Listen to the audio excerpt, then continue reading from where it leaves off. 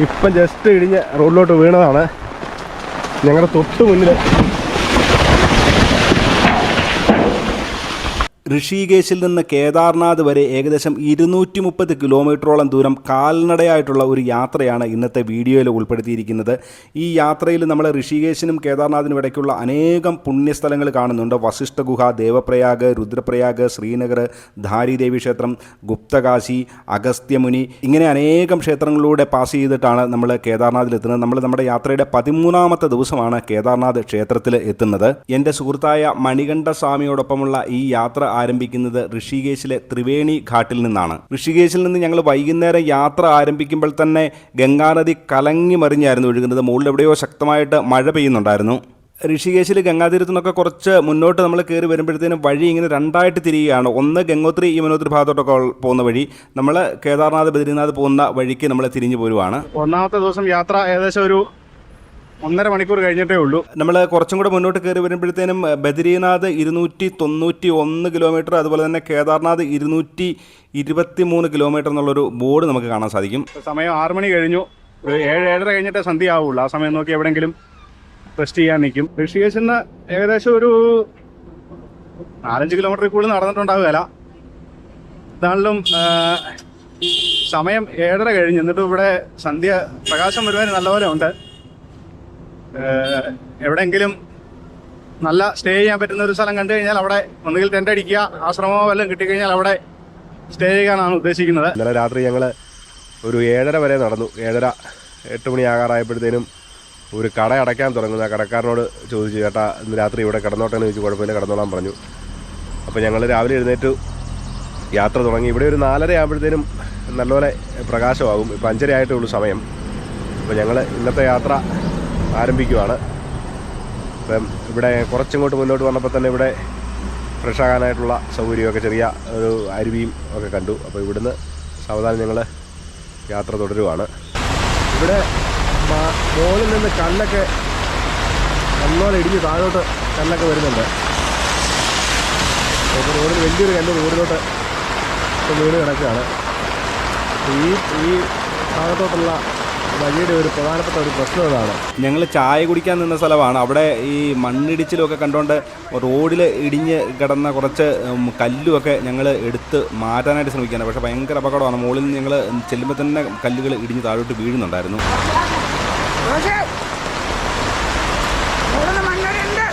കുറച്ച് നേരം അവിടെ വെയിറ്റ് ചെയ്ത് നിന്നിട്ടും മഴയ്ക്കൊന്നും വലിയ കുറവില്ല. പിന്നെ കുടയും മഴക്കോട്ടും ഒക്കെ ഉണ്ടായിരുന്നതുകൊണ്ട് ഞങ്ങൾ ഇത്രയും ദൂരം നടക്കുകയും ചെയ്യേണ്ടതുകൊണ്ട് മഴയത്ത് തന്നെ ഞങ്ങൾ യാത്ര തുടരുകയാണ് ചെയ്തത്. ഇപ്പം ഇടിഞ്ഞ് വീണ കല്ലാണിത്. ഇപ്പം ജസ്റ്റ് ഇടിഞ്ഞ് റോഡിലോട്ട് വീണതാണ്. ഞങ്ങളുടെ തൊട്ട് മുന്നിൽ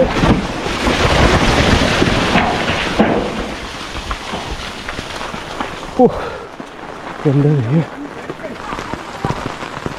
ഇതുണ്ടോ, ഇപ്പം ഇടിഞ്ഞ് വീണതാണ്. എൻ്റെ ഭാഗ്യത്തിനാണ് ഞങ്ങൾ രക്ഷപ്പെട്ടത്. ഞങ്ങൾ ഇതിനെ നടന്ന് ഇങ്ങോട്ട് വന്നതേ ഉള്ളൂ. ഞങ്ങൾ കല്ല് മണ്ണിന് പൊഴി മുഴുവൻ ബ്ലോക്കായി. ശക്തമായിട്ടുള്ള മണ്ണിടിച്ചിലും കല്ലുവീഴ്ചയാണെന്ന് പറയാം. ഒരു 15 സെക്കൻഡ് വ്യത്യാസത്തിലാണ് അല്ലെങ്കിൽ ആ വലിയ കല്ലൊക്കെ ഞങ്ങളുടെ മുകളിലോട്ട് വീണത്. എന്തായാലും അവിടെ നിന്ന് കുറേ ദൂരം ശരിക്കും പറഞ്ഞാൽ ഓടുമായിരുന്നെന്ന് പറയാം. ഇത്രയും ദൂരം ഞങ്ങൾ മുന്നോട്ട് ഓടുന്ന വഴിക്കൊക്കെ അനേകം കല്ലുകൾ മുകളിൽ നിന്ന് താഴോട്ട് വീഴുന്നുണ്ടെങ്കിലും ഭഗവാന്റെ കൃപ കൊണ്ട് ഒരു ചെറിയ കല്ല് പോലും ഞങ്ങളുടെ 2 പേരുടെയും കാലിലൊന്നും വന്ന് വീണതേയില്ല. വഴി മുഴുവൻ വലിയ കല്ലുകൾ വീണ് വഴി മുഴുവൻ ബ്ലോക്കായേക്കുവാണ്.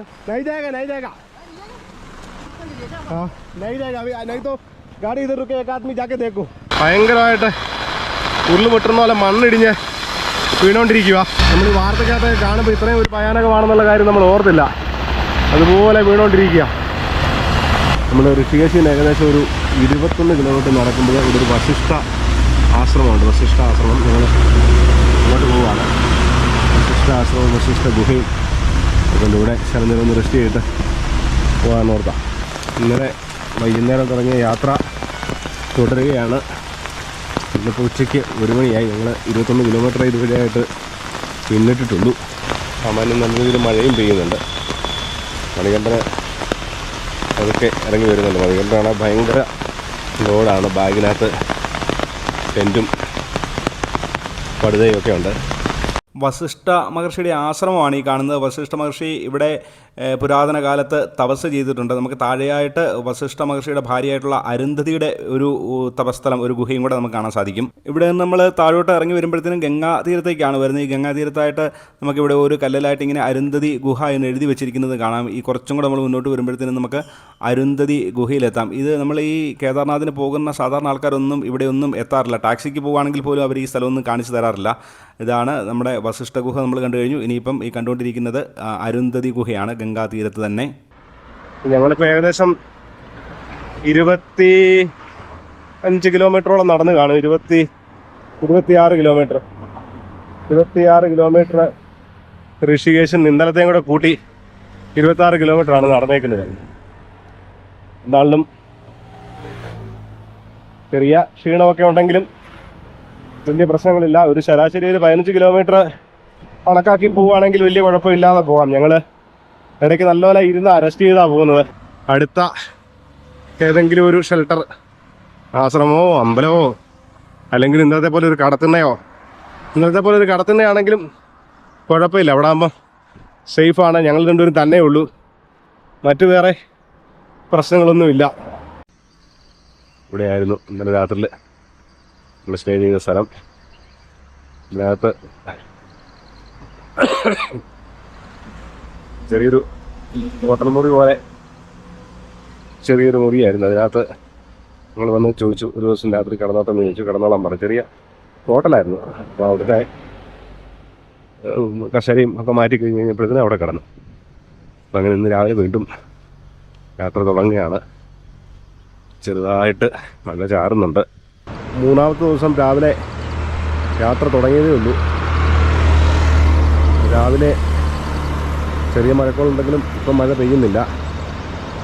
ഗംഗാനദിയുടെ തീരത്തൂടെയാണ് യാത്ര. ഞങ്ങൾ സാവധാനം നടന്നുകൊണ്ടിരിക്കുകയാണ്. ഈ വഴിയിലെ ഏറ്റവും വലിയൊരു പ്രശ്നം ഇതാണ്, ഈ കല്ലിരിക്കുന്നത് കണ്ടോ. എപ്പോൾ വേണമെങ്കിലും താഴോട്ട് വീഴാൻ പോലായിരിക്കുന്നത് കല്ല്. ഇത് കണ്ടോ, ഏകദേശം ഒരു 30-34 കിലോമീറ്ററോളം കവർ ചെയ്തിട്ടേ ഉള്ളൂ ഇതുവരെ. 3ാമത്തെ ദിവസം രാവിലെ 8 മണി 9 മണി സമയമാകുന്നതേ ഉള്ളൂ. ഞങ്ങൾക്ക് ഇന്നൊരു സ്ഥലം, ഗംഗയുടെ തീരത്തോട്ട് പോകാൻ ചെറിയൊരു സ്ഥലം കിട്ടിയിട്ടുണ്ട്. അവിടെ പോയി ഒന്ന് കുളിച്ച് ഫ്രഷാകാം എന്നുള്ള രീതിയിൽ പതുക്കെ താഴോട്ട് പോയിക്കൊണ്ടിരിക്കുക. നല്ല വ്യക്തമായിട്ട് വഴിയൊന്നുമില്ല. മുകളിൽ അവിടുത്തെ ചോദിച്ചപ്പോൾ ഇങ്ങനെ പോകാമെന്ന് പറഞ്ഞു. അങ്ങനെ ഞങ്ങൾ 3ാമത്തെ ദിവസം രാവിലെ കുറച്ച് നേരം നടന്നു കഴിഞ്ഞ് ഗംഗ ഇറങ്ങി കുളിയൊക്കെ കഴിഞ്ഞ് ഫ്രഷായി നിൽക്കുകയാണ്. 3ാം ദിവസത്തെ നടത്തം ഇങ്ങനെ തുടർന്നുകൊണ്ടിരിക്കുകയാണ്. ചെറുതായിട്ട് മഴ പെയ്യുന്നുണ്ട്. ഇന്നലെയൊക്കെ നല്ലൊരു മഴ പെയ്തെങ്ങാണ്ടൊക്കെ മണ്ണിടിച്ചിലും ഒക്കെ ഉണ്ടായെന്നൊക്കെ പറയുന്നത് കേൾക്കുന്നുണ്ട്. അങ്ങനെ 3ാമത്തെ ദിവസം യാത്ര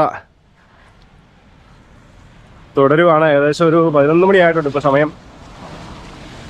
ചെറുതായിട്ട് മഴ പെയ്യാൻ തുടങ്ങി. ഇന്നലെ ഈ സമയത്ത് നല്ല മഴയായിരുന്നു. അതുകൊണ്ട് തന്നെ കോട്ടുമൊക്കെ എടുത്തിട്ടു.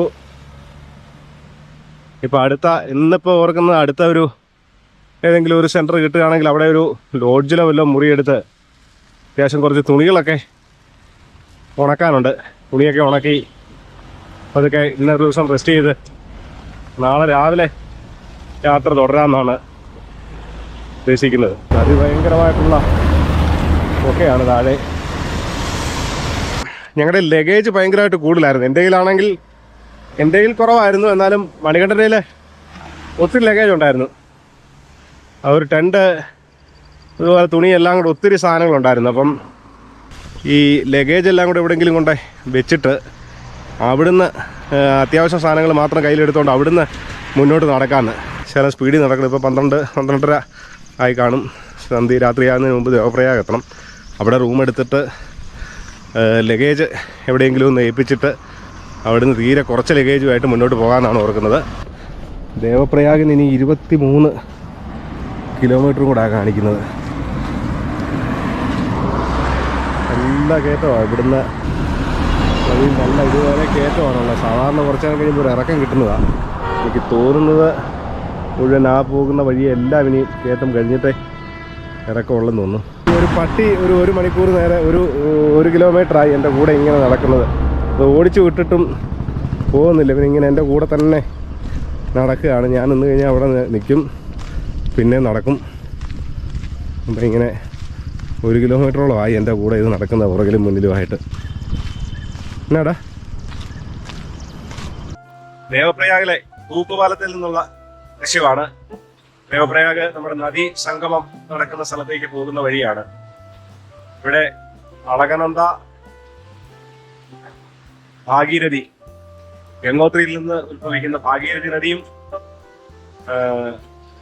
ബദ്രീനാഥ് മലനിരകളിൽ നിന്ന് ഉത്ഭവിക്കുന്ന അളകനന്ദയും സംഗമിക്കുന്ന സ്ഥലമാണ്.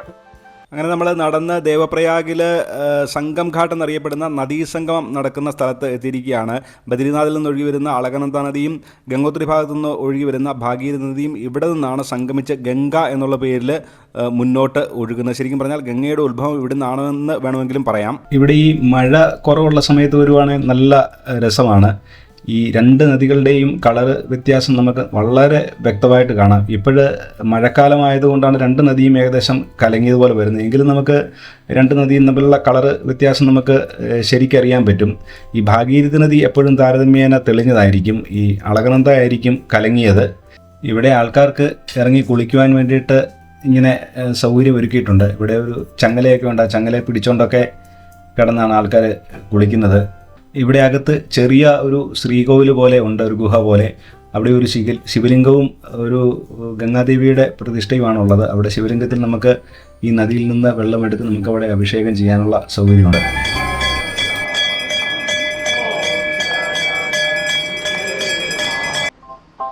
അഞ്ചാമത്തെ ദിവസത്തെ യാത്ര രാവിലെ ഒരു 6 മണി കഴിഞ്ഞപ്പോൾ ആരംഭിക്കുകയാണ് ദേവപ്രയാഗിൽ നിന്ന്.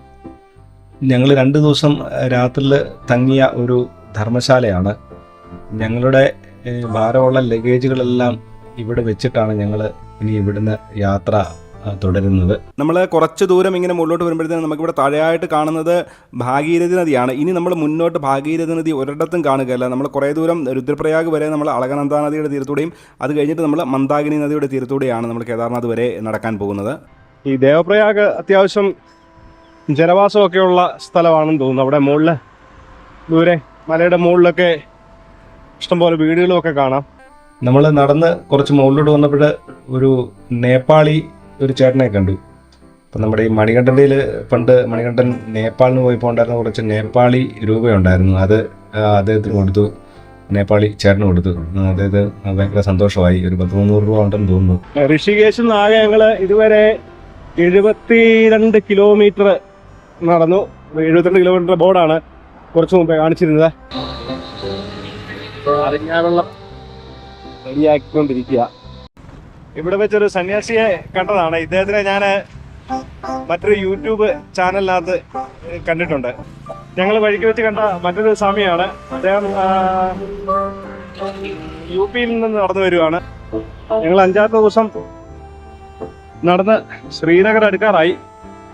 ഞങ്ങളെ കൂടെ ഇപ്പം ഞങ്ങളാകെ 5 പേരുണ്ട്. 3 പേരെ വഴി വെച്ച് കിട്ടിയതാണ്. നമ്മൾ ഏകദേശം ശ്രീനഗർ എത്തിക്കഴിഞ്ഞു. ഇവിടെ ഈ അളകനന്ദ നദി വളരെ പരന്ന വളരെ വിസ്തൃതിയിലാണ് ഒഴുകുന്നത്. ഇന്ന് വലിയ ക്ഷീണമൊന്നും തോന്നുന്നില്ല. ഇടയ്ക്ക് ഇരിക്കുകയൊക്കെ ചെയ്തു. ഇടയ്ക്ക് ഒരു ഉച്ചയ്ക്ക് ഒരു 2 മണിയൊക്കെ ആയിരുന്നപ്പം 2 മണിയായപ്പം ശകലം നേരം കിടന്ന് ഉറങ്ങി. വഴിയിൽ കിടന്ന് ഉറങ്ങി റെസ്റ്റ് ചെയ്തു. ഭക്ഷണം വളരെ കുറച്ചേ ഭക്ഷണവും കഴിക്കുന്നുള്ളൂ. ഇന്നിപ്പോൾ ഒരു നേരമേ ഇതുവരെ ഭക്ഷണം കഴിച്ചിട്ടുള്ളൂ. എന്നാലും വലിയ വിശപ്പും തോന്നുന്നില്ല. ഇപ്പം ഏകദേശം ഞങ്ങൾ 100 കിലോമീറ്റർ ആകാറായി. 100 കിലോമീറ്ററോളം ആകാറായി. കഴിഞ്ഞ ദിവസം രാത്രിയിൽ നമ്മൾ ശ്രീനഗറിലെ ഈ ആശ്രമത്തിലാണ് നമ്മൾ തങ്ങിയത്. ശ്രീനഗറിൽ നിന്ന് ഒരു 4 കിലോമീറ്ററോടെ മുന്നോട്ട് വന്നപ്പോൾ ഋഷികേശിൽ നിന്ന് 100 കിലോമീറ്റർ യാത്ര നമ്മൾ പൂർത്തീകരിച്ചിരിക്കുകയാണ്.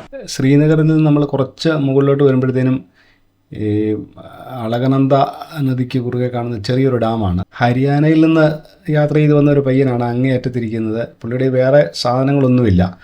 ആ ഇട്ടിരിക്കുന്ന ഡ്രസ്സും ഒരു മൊബൈലിൻ്റെ ചാർജറും മാത്രമേ ഉള്ളൂ. പുള്ളിയുടെ വേറെ ലഗേജുകളൊന്നും ഇല്ലാതാണ് അദ്ദേഹത്തിൻ്റെ യാത്ര. ഉച്ചയ്ക്ക് ഞങ്ങൾ ചെറിയൊരു അന്നദാന കേന്ദ്രം കണ്ടു. അവിടെ കയറി ഭക്ഷണമൊക്കെ കഴിച്ച് ചെറുതായിട്ട് വിശ്രമിച്ചിട്ടാണ് അവിടെ നിന്ന് വീണ്ടും യാത്ര തുടങ്ങുന്നത്. വളരെ ദൂരെയായിട്ട് നദിയിൽ തന്നെ കാണുന്ന ഒരു ക്ഷേത്രമാണ് ധാരീദേവി ടെമ്പിള്. ഈ ധാരീദേവിയാണ് ഈ 4 ധാമങ്ങളെയും സംരക്ഷിക്കുന്നത് എന്നാണ് പറയപ്പെടുന്നത്. പണ്ട് പുരാതന കാലത്ത് ഈ ക്ഷേത്രം പ്രളയത്തിൽ ഒലിച്ചു പോവുകയും ആ ക്ഷേത്രത്തിലെ വിഗ്രഹം ഒരു പാറയ്ക്കിടയിൽ പെട്ടുപോവുകയും അങ്ങനെ അവിടെ നിന്ന് വീണ്ടും ആ വിഗ്രഹം കൊണ്ടുവന്ന് ഇവിടെ പ്രതിഷ്ഠിച്ച് വീണ്ടും ഇവിടെ പ്രതിഷ്ഠ നടത്തിയെന്നാണ് വിശ്വാസം.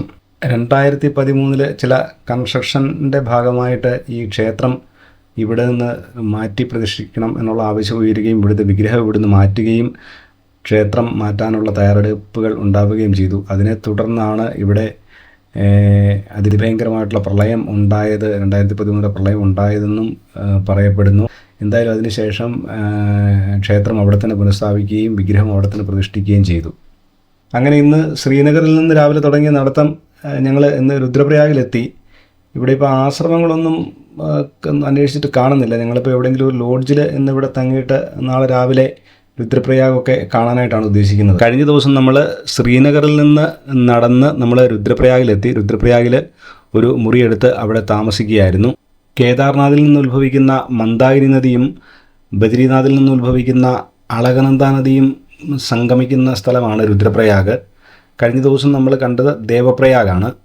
ഈ രുദ്രപ്രയാഗിനെ കുറിച്ച് പ്രധാനമായിട്ടുള്ള ഒരു ഐതിഹ്യം എന്ന് പറഞ്ഞാൽ നാരദ മഹർഷി ഈ പരമശിവനെ തപസ് ചെയ്ത് ഇവിടെ തപസ് ചെയ്യുകയും അദ്ദേഹം നാരദ മഹർഷിയുടെ മുന്നിൽ രുദ്രഭാവത്തിൽ പ്രത്യക്ഷപ്പെടുകയും ചെയ്തു എന്നാണ് പറയുന്നത്. അപ്പോൾ അദ്ദേഹത്തിൻ്റെ അനുഗ്രഹം കൊണ്ടാണ് നാരദ മഹർഷിക്ക് ഈ സംഗീതകലയിൽ വൈദഗ്ധ്യം ഉണ്ടാകുന്നത് എന്നാണ് പറയുന്നത്. ഈ ഇടതുവശത്തോടെ ഒഴുകി വരുന്ന നദിയാണ് നമ്മുടെ അളകനന്ദ നദി. വലതുവശത്തൂടെ ഒഴുകി വരുന്ന നദിയാണ് കേദാർനാഥിൽ നിന്ന് ഉത്ഭവിച്ചു വരുന്ന മന്ദാകിനി നദി. ഈ രണ്ട് നദിയും കൂടി ഇവിടെ സംഗമിച്ച് കഴിഞ്ഞു കഴിഞ്ഞാൽ മുന്നോട്ട് ഈ നദി അറിയപ്പെടുന്നത് അളകനന്ദ എന്നാണ് അറിയപ്പെടുന്നത്. ഈ അളകനന്ദ നദിയാണ് കഴിഞ്ഞ ദിവസം നമ്മൾ കണ്ട ദേവപ്രയാഗിൽ ഭാഗീരഥി നദിയായിട്ട് സംഗമിച്ച് മുന്നോട്ട് ഗംഗയായിട്ട് ഗംഗ എന്ന പേരിൽ പിന്നെ ഒഴുകുന്നത്. നമ്മൾ മുകളിലോട്ട് കയറും തോറും നദിക്ക് വെള്ളത്തിന് തണുപ്പ് കൂടി വരികയാണ്. ദേവപ്രയാഗിനെ കഴിഞ്ഞും ശകലം കൂടെ തണുപ്പ് കൂടുതലുണ്ട് ഇവിടെ ഈ രുദ്രപ്രയാഗിൽ. യാത്രയുടെ 8ാം ദിവസം ഇന്ന് ആരംഭിക്കുകയാണ്. ഇന്നലെ രുദ്രപ്രയാഗിനടുത്തുള്ള ഒരു റൂമിൽ, ഇന്നലെ മിനിയാന്നും രാത്രി രുദ്രപ്രയാഗിനടുത്തുള്ള ഒരു റൂമിൽ താമസിച്ചു. ഇന്ന് യാത്ര ആരംഭിക്കുകയാണ്. രുദ്രപ്രയാഗിൽ നിന്ന് അഗസ്ത്യമുനിയിലേക്കാണ് ഇന്നത്തെ യാത്ര. 21-22 കിലോമീറ്റർ ഉണ്ട്. ഇനിയും കേദാർനാഥ് വരെയുള്ള നമ്മുടെ യാത്ര മുഴുവൻ മന്ദാകിനി നദിയുടെ തീരത്തൂടെയാണ്. നമ്മൾ കുറച്ച് ദൂരം നടന്ന് മുന്നോട്ട് വന്നു. ഇവിടെ നിന്ന് കേദാർനാഥിന് 90 കിലോമീറ്ററും അഗസ്ത്യമുനിക്ക് 15 കിലോമീറ്ററുമാണുള്ളത്. താഴേക്കൂടെ ഒഴുകുന്നത് മന്ദാകിനി നദിയാണ്. മുകളിൽ നിന്ന് നോക്കുമ്പോൾ വളരെ മന്ദമായിട്ടാണ് ഒഴുകുന്നത് എന്ന് തോന്നും. എങ്കിലും അത്ര മന്ദമായിട്ടൊന്നുമല്ല മന്ദാകിനി നദിയുടെ ഒഴുക്ക്. രുദ്രപ്രയാഗിൽ നിന്ന് നമ്മളൊരു 8-9 കിലോമീറ്റർ മുകളിലോട്ട് വരുമ്പോൾ കാണുന്ന ചെറിയൊരു ഗ്രാമമാണ് തിൽവാര എന്നാണ് ഗ്രാമത്തിൻ്റെ പേര്. അഗസ്ത്യമുനിക്ക് ഇനി ഇവിടുന്ന് ഒരു 3-4 കിലോമീറ്ററും കൂടെ ഉള്ളൂ. ഇവിടെ നമുക്ക് മന്ദാകിനി നദിയിലേക്ക് ഇറങ്ങി ചെല്ലുവാൻ പറ്റുന്ന നല്ലൊരു വഴി കണ്ടു. അങ്ങനെ നമ്മൾ രുദ്രപ്രയാഗിന് ഏകദേശം ഒരു 20 കിലോമീറ്റർ മിച്ചം നടന്ന് അഗസ്ത്യമുനിയിൽ എത്തിയിരിക്കുകയാണ്. അഗസ്ത്യമുനിയുടെ ഒരു ബോർഡ് കാണിച്ചിട്ടുണ്ട്. ഇനി ഇവിടുന്ന് കുറച്ചും കൂടെ ദൂരം കാണുമായിരിക്കും മുന്നോട്ട്. അഗസ്ത്യമുനി ക്ഷേത്രത്തിലെത്തിയിരിക്കുകയാണ്. വളരെ പുരാതന കാലം മുതലേ ഉണ്ടായിരുന്ന ഒരു ക്ഷേത്രമാണ് ഈ അഗസ്ത്യമുനി. ഇവിടെ വർഷങ്ങളോളം ഇവിടെ തപസ് ചെയ്തിട്ടുണ്ട് എന്നാണ് ഐതിഹ്യം. അദ്ദേഹം അർജന്റീനയിൽ നിന്ന് വന്നതാണ്. വിവിധ രാജ്യങ്ങൾ കടന്ന് ഇപ്പോൾ ഇന്ത്യയിലെത്തി. Namaste. Well, just to tell you a little bit about my journey. ഇപ്പോൾ സമയം രാവിലെ 5:37. ഞങ്ങൾ അഗസ്ത്യമുനിയിൽ നിന്ന് ഗുപ്തകാശി ലക്ഷ്യമാക്കി യാത്ര ആരംഭിച്ചിരിക്കുകയാണ്. മന്ദാകിനി നദിയാണ് ഒഴുകുന്നത്. മുകളിൽ എവിടെയോ നല്ലപോലെ മഴ പെയ്തിട്ടുണ്ട്. അതുകൊണ്ടാണ് വെള്ളം നല്ല രീതിയിൽ കലങ്ങിയാണ് ഇപ്പോൾ ഒഴുകുന്നത്. അങ്ങനെ നമ്മുടെ യാത്രയിൽ ആദ്യമായിട്ട് വളരെ ദൂരെ മഞ്ഞ് മല കാണാം. ഹിമാലയ ദൃശ്യങ്ങൾ ഇവിടെ നിന്ന് ഏകദേശം വ്യക്തമായി തന്നെ കാണാൻ തുടങ്ങി. കഴിഞ്ഞ ദിവസത്തെ പോലെ നമുക്ക് നദിയിലേക്ക് ഇറങ്ങാൻ ഒരു സൗകര്യം കിട്ടിയപ്പോൾ മന്ദാകിനി നദിയിൽ ഇറങ്ങി ഇവിടെ കുളിയൊക്കെ കഴിഞ്ഞിട്ട് ഫ്രഷായിട്ടാണ് വീണ്ടും ഇവിടുന്ന് യാത്ര തുടരുന്നത്. നമ്മൾ കുറച്ച് നടന്നിങ്ങനെ മുന്നോട്ട് വന്നപ്പോഴത്തേനും വഴി തീരെ ഇടുങ്ങിയ വഴിയാണ്. ശരിക്ക് വനം തന്നെയാണ്, വനം പോലെ ഉള്ള വഴിയാണ് മുന്നോട്ട്. ഇതുവരെ ഇങ്ങനത്തെ ഒരു വഴി നമുക്ക് ഒരിടത്തും ഇല്ലായിരുന്നു. നമ്മൾ അഗസ്ത്യമുനിയിൽ നിന്ന് കുറച്ച് മുന്നോട്ട് വരുമ്പോഴത്തേനും ഉള്ള പ്രധാനപ്പെട്ട ഒരു ജംഗ്ഷനാണ് കുണ്ട് എന്നാണ് ജംഗ്ഷൻ്റെ പേര്. ഇവിടെ നിന്ന് നമുക്ക് ബദ്രീനാഥിന് വഴിയിലേക്ക് തിരിയാനായിട്ടുള്ളൊരു വഴിയുണ്ട്. അതുപോലെ തന്നെ ഈ വഴി തന്നെ നമുക്ക് തുംഗനാഥ് ക്ഷേത്രത്തിലേക്കൊക്കെ പോകുന്നത് ഈ വഴിയാണ്. അങ്ങനെ നമ്മൾ ഗുപ്തകാശിയിലെത്തിയിരിക്കുകയാണ്. ഗുപ്തകാശിയിൽ ഇങ്ങനെ 2 ചാലിൽ കൂടി ഇങ്ങനെ വെള്ളം വന്ന് ഈ മണികർണിക എന്നാണ് ഈ ഒരു കുളം പോലെ താഴെ കാണുന്നതിന് പറയുന്നത്. ഒന്ന് ഗോമുഖ പശുവിൻ്റെ മുഖവും ഒന്ന് ആനയുടെ മുഖവുമാണ്. പശുവിൻ്റെ മുഖം ഉള്ള അതിലെ വരുന്ന വെള്ളമാണ് ഗംഗാജലമെന്നാണ് പറയുന്നത്. അതുപോലെ ആനയുടെ മുഖത്തോട് വരുന്ന വെള്ളം യമുനാ നദിയിലെ ജലവുമാണെന്നാണ് പറയുന്നത്. ഈ 2 നദിയിലെ ജലവും കൂടി വീഴുന്ന ആ ഒരു കുളമാണ് മണികർണിക എന്നാണ് അറിയപ്പെടുന്നത്. ഞങ്ങൾ 10ാമത്തെ ദിവസം യാത്ര ആരംഭിക്കുകയാണ്. ഇന്നലെ രാത്രി ഇവിടെ വിശ്രമിച്ചു. ഇന്നത്തെ യാത്ര ആരംഭിക്കുകയാണ്. അങ്ങനെ നമ്മൾ നടന്ന രാംപൂർ എന്നുള്ളൊരു സ്ഥലത്തെത്തി. ഇനി ഇവിടുന്ന് കുറച്ച് ദൂരം കൂടെ കഴിയുമ്പോൾ സീതാപൂർ എന്ന് പറയുന്നൊരു സ്ഥലമാണ്. സീതാപൂരിലാണ്, അവിടെ വരെ നമ്മുടെ ബസ്സൊക്കെ അവിടം വരെയാണ് വരുന്നത്. അങ്ങനെ നമ്മൾ നടന്ന് സീതാപൂർ വരെ എത്തിയിരിക്കുകയാണ്. ഇവിടം വരെയാണ് നമ്മുടെ ബസ് സർവീസൊക്കെ ഇവിടം വരെയാണുള്ളത്. ഹരിദ്വാറിൽ നിന്നും ഒക്കെയുള്ള ബസ്സുകൾ ഇവിടം വരെയാണ് വരുന്നത്. ജീപ്പും അങ്ങനെയുള്ള ചെറിയ വണ്ടികളൊക്കെ സോനപ്രയാഗ് വരെ കുറച്ചും കൂടെ മുകളിലോട്ട് വരെ പോകും. നമ്മൾ സോനപ്രയാഗിൽ എത്തിയിരിക്കുകയാണ്. ഇവിടം വരെയാണ് നമുക്ക് മറ്റ് സ്ഥലങ്ങളിൽ നിന്ന് വണ്ടിയേൽ വരാവുന്നത്. ഇവിടം വരെയാണ്.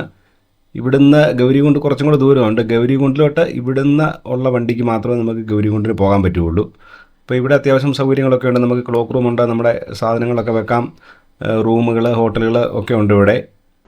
അങ്ങനെ ഞങ്ങൾ സോനപ്രയാഗിലെ ചെക്ക് പോസ്റ്റും എല്ലാം കഴിഞ്ഞിരിക്കുകയാണ്. സാധാരണ ഞാൻ ഇതിനു മുമ്പ് 2 പ്രാവശ്യം വന്നപ്പോഴും സോനപ്രയാഗിൽ വന്ന് സ്റ്റേ ചെയ്തിട്ടാണ് പോയത്. മന്ദാകിനി നദി സ്വർണ്ണഗംഗയുമായിട്ട് സംഗമിക്കുന്ന സ്ഥലമാണിത്. അതുകൊണ്ടാണ് ഈ സ്ഥലത്തിന് സോനപ്രയാഗ് എന്ന് പേര് വരുന്നത്. അങ്ങനെ സോനപ്രയാഗിൽ നിന്ന് പതുക്കെ ഗൗരികുണ്ടിലേക്ക് നീങ്ങിക്കൊണ്ടിരിക്കുകയാണ്. നമ്മൾ ഗൗരികുണ്ടിൽ എത്തിയിരിക്കുകയാണ്. ഇവിടം വരെ വാഹനങ്ങൾ ഇവിടം വരെ വരികയുള്ളൂ. ഇവിടെ മുതൽ നമുക്ക് 16 കിലോമീറ്റർ കേദാർനാഥ് വരെ ട്രെക്കിംഗ് ആണ്. അത് നമുക്ക് നടന്ന് മാത്രമേ പോകാൻ പറ്റുള്ളൂ. നടന്ന് അല്ലെങ്കിൽ കുതിരയുണ്ട്, കുതിരപ്പുറത്ത് പോകാം. ഗൗരികുണ്ടിലെ ഗംഗാദേവിയുടെ ക്ഷേത്രമാണ് കാണുന്നത്. പരമശിവനെ വിവാഹം കഴിക്കുന്നതിന് വേണ്ടിയിട്ട് പാർവതി ദേവി അനേക സംവത്സരം ഇവിടെ തപസ് ചെയ്തു എന്നാണ് ഐതിഹ്യം. ഗൗരികുണ്ടിലെ മറ്റ് ഒരു പ്രധാനപ്പെട്ട കാഴ്ചയാണ് ഇവിടുത്തെ ഉഷ്ണ ഉറവ കൊണ്ട് നിറഞ്ഞ ഒരു കുളം. ആ കുളത്തിൽ ഈ തണുപ്പ് കാലത്തൊക്കെ നമുക്ക് വളരെ ആശ്വാസമാണ്. അവിടെ ഇറങ്ങി നമുക്ക് കുളിക്കുകയൊക്കെ ചെയ്യാം. നല്ല ചൂടാണ്. ഈ ഉഷ്ണ ഉറവയുള്ള കുളമാണ് നമ്മൾ കാണുന്നത്. നല്ല ചൂടാണ്. ഗൗരികുണ്ടിൽ നിന്ന് നമ്മൾ കേദാർനാഥിനുള്ള ട്രക്കിംഗ് നടന്നുള്ള യാത്ര ആരംഭിക്കുകയാണ്. ഗൗരികുണ്ടിൽ നിന്ന് കുറച്ച് ഇങ്ങോട്ട് മുകളിലോട്ട് വന്നു കഴിഞ്ഞാൽ ഇവിടെ ഇഷ്ടംപോലെ ഹോട്ടലുകളും ലോഡ്ജുകളും ഒക്കെ ഉണ്ട്. അതുപോലെ ഡോർമെട്രി സൗകര്യമുണ്ട്. ഇവിടെയൊക്കെ ഡോർമെട്രി അവൈലബിൾ ആണ്. 200 രൂപയ്ക്കൊക്കെ നമുക്ക് ഒരു രാത്രി കിടക്കാനായിട്ട് നമുക്ക് ബെഡ് കിട്ടും. ഇന്നലെ രാത്രി നമ്മൾ ഈ കാണുന്ന ആ ഒരു ഡോർമെട്രിയിലാണ് നമ്മൾ ഇന്നലെ രാത്രി ഗൗരികുണ്ടിൽ തങ്ങിയത്. ഞാൻ കഴിഞ്ഞ 2 പ്രാവശ്യം വന്നപ്പോഴും ഗൗരികുണ്ടിന് താഴെയുള്ള സോനപ്രയാഗിലാണ് തങ്ങിയത് രാത്രിയിൽ. അവിടെ ഒരു പ്രശ്നം എന്ന് പറയാൻ, നമ്മൾ രാവിലെ എഴുന്നേറ്റ് വീണ്ടും ഗൗരികുണ്ടിന് വരണം. ചിലപ്പം നല്ല ക്യൂ കാണും ഗൗരികുണ്ടിന് വരാനായിട്ട്. അത് കഴിഞ്ഞിട്ട് നമുക്കിവിടെ യാത്ര തുടങ്ങാൻ പറ്റുകയുള്ളൂ. അതുകൊണ്ട് വരുന്നവർ വലിയ തിരക്കൊന്നുമില്ലാത്ത സമയമാണെങ്കിൽ ഗൗരികുണ്ടിൽ തന്നെ വന്ന് തങ്ങുന്നതായിരിക്കും നല്ലത്. നമ്മൾ കഴിവതും ലഗേജുകൾ ഒഴിവാക്കി മുകളിലോട്ട് യാത്ര ചെയ്യുന്നതാണ് നല്ലത്. നമുക്ക് ഗൗരികുണ്ടിൽ ലഗേജൊക്കെ സൂക്ഷിക്കാനുള്ള സൗകര്യമുണ്ട്. നമ്മൾ അത്യാവശ്യം സാധനങ്ങൾ മാത്രം എടുത്തുകൊണ്ട് പോരുക. നമുക്ക് ഈ കേദാർനാഥിൽ നമ്മൾ താമസിക്കുകയാണെങ്കിൽ നമുക്ക് ആവശ്യമുള്ള പുതപ്പും കാര്യങ്ങളും എല്ലാം അവിടെ നിന്ന് കിട്ടും. അതുകൊണ്ട് നമ്മൾ ലഗേജുകൾ കഴിവതും ഒഴിവാക്കി യാത്ര ചെയ്യുകയാണെങ്കിൽ സുഖമായിട്ട് നമുക്ക് കയറിപ്പോകാം. നടക്കാൻ ബുദ്ധിമുട്ട് ഉള്ളവർക്ക് ഇങ്ങനെ 4 പേര് എടുത്തുകൊണ്ട് പോകുന്ന ഡോളിയുണ്ട്. ഇവിടെ നിന്ന് ഇനി ഏകദേശം ഒരു 12 കിലോമീറ്ററും കൂടി ഉണ്ട്. നമ്മൾ നല്ല ഇടയ്ക്കൊക്കെ ഇരുന്ന് റെസ്റ്റ് ചെയ്ത് പോകാൻ നമുക്ക് ഇഷ്ടംപോലെ സമയമുണ്ട്. വൈകുന്നേരത്തേന് കേദാർനാഥിൽ എത്തുന്ന രീതിയിൽ യാത്ര ചെയ്താൽ മതി. മുകളിൽ എവിടെയോ മഞ്ഞുമലയിൽ നിന്ന് മഞ്ഞ് ഇടിഞ്ഞ് അല്ലെങ്കിൽ മഞ്ഞ് ഊർന്ന് താഴോട്ട് വന്ന് കിടക്കുന്നതാണെന്ന് തോന്നുന്നത്. ഇവിടെ ഇപ്പം മഞ്ഞ് പെയ്യുന്ന സമയമൊന്നുമല്ല, പക്ഷെങ്കിൽ ഇങ്ങനെ മഞ്ഞ് വഴിയിൽ വീണ് കിടപ്പുണ്ട്. അത് 2ആയിട്ടിങ്ങനെ വെട്ടിമുറിച്ച് അങ്ങനെ വഴി ഉണ്ടാക്കിയിട്ടാണ് ഇപ്പം ആൾക്കാർ നടന്നു പോകുന്നത് വഴി. അങ്ങനെ നമ്മൾ കേദാർനാഥ് ബേസ് ക്യാമ്പിൽ എത്തിയിരിക്കുകയാണ്. ഇവിടെ വരെയുള്ളൂ, കുതിരകളൊക്കെ ഇവിടം വരെയുള്ളൂ. ഇവിടുന്ന് ഏകദേശം 2 കിലോമീറ്റർ കൂടെ ഉണ്ട് ക്ഷേത്രത്തിലേക്ക്. നേരത്തെ കഴിഞ്ഞുമൊക്കെ ഒത്തിരി ടെൻറ്റുകൾ ഇവിടെ പുതുതായിട്ട് കാണാം. അനേകം ടെൻറ്റുകൾ ഈ വഴിയുടെ 2 സൈഡുകളിലും ഉണ്ട്. അങ്ങനെ നമ്മൾ കേദാർനാഥ് ക്ഷേത്രത്തിനോട് അടുത്തുകൊണ്ടിരിക്കുകയാണ്. ഏകദേശം ഒരു 500 മീറ്ററും കൂടി ഉള്ളൂ. നമുക്ക് വളരെ ദൂരെയായിട്ട് ക്ഷേത്രം ഇവിടെ നിന്ന് കാണാം. കേദാർനാഥിലെ ഹെലിപ്പാഡാണ്. ഇവിടെ കഴിഞ്ഞ പ്രാവശ്യമൊക്കെ ഞാൻ വരുമ്പോൾ ഓരോ മിനിറ്റിലും ഇടവിട്ട് ഹെലികോപ്റ്ററുകൾ അങ്ങോട്ടും ഇങ്ങോട്ടും പൊയ്ക്കൊണ്ടിരുന്നതാണ്. ഇപ്പം എന്താണ് കാലാവസ്ഥയുടെ പ്രശ്നമാണോ അതോ തിരക്ക് കുറവായതുകൊണ്ടാണോ എന്നറിയത്തില്ല. ഇപ്പോഴ് ഹെലികോപ്റ്ററുകളൊന്നും കാണുന്നില്ല ഇവിടെ. നമുക്കിവിടെ താമസിക്കാനായിട്ടൊരു ടെൻറ്റ് എടുത്തു. 200 രൂപയ്ക്ക് ഒരാൾക്ക് 200 രൂപയ്ക്ക് ഒരു ടെൻറ്റ്. അപ്പം 2 പേർക്ക് കൂടെ 400 രൂപ. അങ്ങനെ 13 ദിവസത്തെ നീണ്ട യാത്ര നമ്മൾ കേദാർനാഥിൽ എത്തിയിരിക്കുകയാണ്. എന്തായാലും നമുക്ക് യാതൊരുവിധ പ്രശ്നങ്ങളുമില്ലാതെ, പ്രകൃതിയൊക്കെ വളരെ മോശമായിരുന്നു പല സ്ഥലങ്ങളിലും, എന്നിട്ടും നമുക്ക് ഒരു പ്രശ്നവുമില്ലാതെ, ശാരീരികമായിട്ടൊന്നും ഒരു ബുദ്ധിമുട്ടും ഇല്ലാതെ നമ്മൾ കേദാർനാഥ് സന്നിധിയിൽ എത്തിച്ചേർന്നിരിക്കുകയാണ്. അങ്ങനെ ഋഷികേശിൽ നിന്ന് കേദാർനാഥ് വരെ നടന്ന് ഉള്ള യാത്ര കേദാർനാഥ് സന്നിധിയിൽ എത്തിയിരിക്കുകയാണ്. ചാനൽ സബ്സ്ക്രൈബ് ചെയ്യാതെ വീഡിയോ കണ്ടുകൊണ്ടിരിക്കുന്നവർ ദയവായിട്ട് ചാനലൊന്ന് സബ്സ്ക്രൈബ് ചെയ്യുക. നിങ്ങളുടെ അഭിപ്രായങ്ങളും നിർദ്ദേശങ്ങളും ഒക്കെ കമൻറ്റായിട്ട് രേഖപ്പെടുത്തുക. എല്ലാവർക്കും നമസ്കാരം.